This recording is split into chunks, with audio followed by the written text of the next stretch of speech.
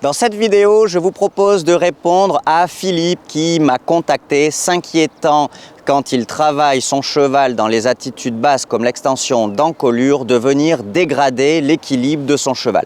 Je vous propose de vous exposer 3 observables très simples pour vous assurer de conserver un cheval en équilibre même lorsque vous le travaillez dans des attitudes basses. Alors la première des choses, c'est que vous ayez à l'esprit les 3 rôles principaux de toutes ces attitudes basses comme l'extension d'encolure et ensuite plus ou moins rond. Toutes ces attitudes-là ont pour rôle premier d'améliorer la recherche ou de retrouver la décontraction. Les chevaux ont beaucoup plus de facilité de se décontracter physiquement et mentalement dans des attitudes basses. D'où l'importance de toutes ces attitudes, notamment en début de séance ou en fin de séance, quand on parle un petit peu du stretching.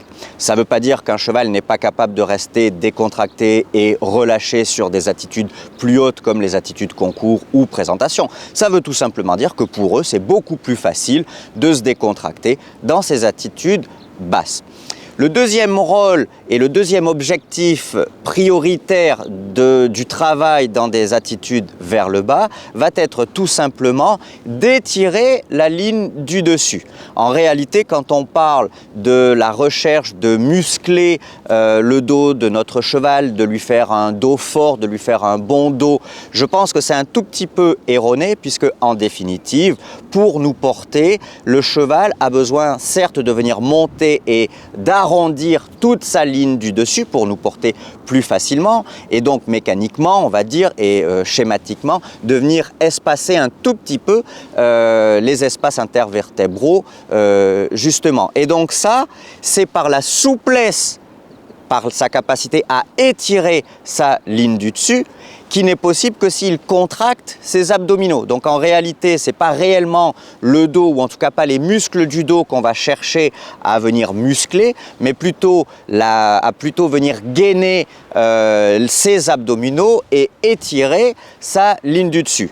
On le sait tous, pour étirer une partie du corps du cheval, comme de l'être humain, en l'occurrence son dos, pour chercher à l'étirer, on va chercher à gagner en souplesse. Donc toutes les attitudes vers le bas vont forcément, de par leur nature, étirer toute la ligne du dessus. Si en plus de ça, on arrive à la coupler avec l'engagement du postérieur, on a quelque chose de vraiment optimum.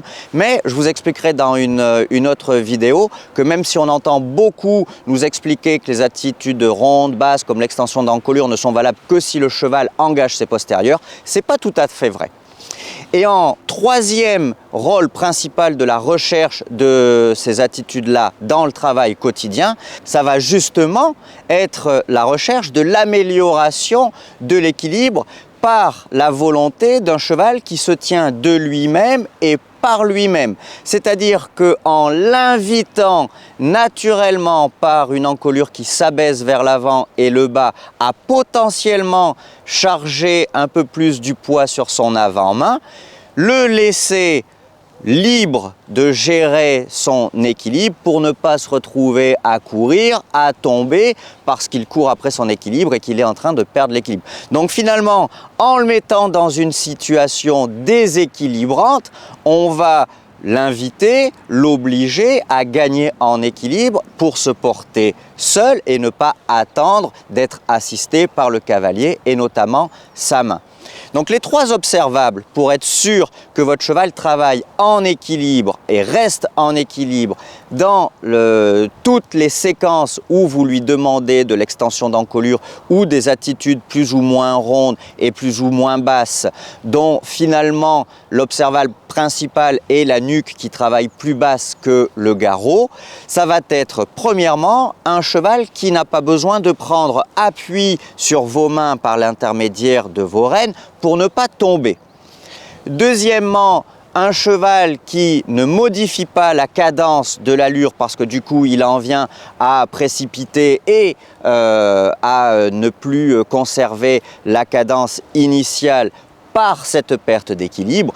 Et troisièmement, évidemment, un cheval qui n'accélère pas en étant en train de tomber de plus en plus vers l'avant et du coup d'accélérer l'allure, voire même de partir à l'allure supérieure.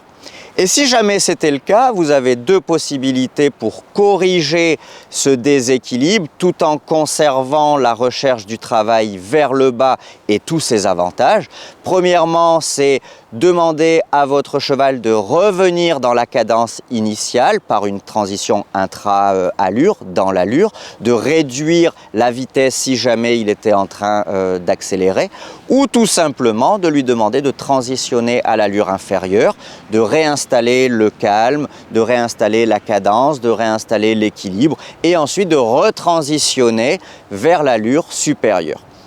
Voilà. J'espère que cette vidéo va vous permettre d'y voir plus clair sur ce rapport entre l'équilibre et le travail vers le bas. Si c'est le cas et que vous voulez aller plus loin pour améliorer l'équilibre de votre cheval, mais également sa souplesse et sa légèreté dans la décontraction, je vous invite à cliquer sur le lien ci-dessous pour découvrir les 30 séances progressives qui vont vous permettre d'avoir un cheval plus souple, plus léger dans la légèreté et la décontraction. Salut et très bonne séance!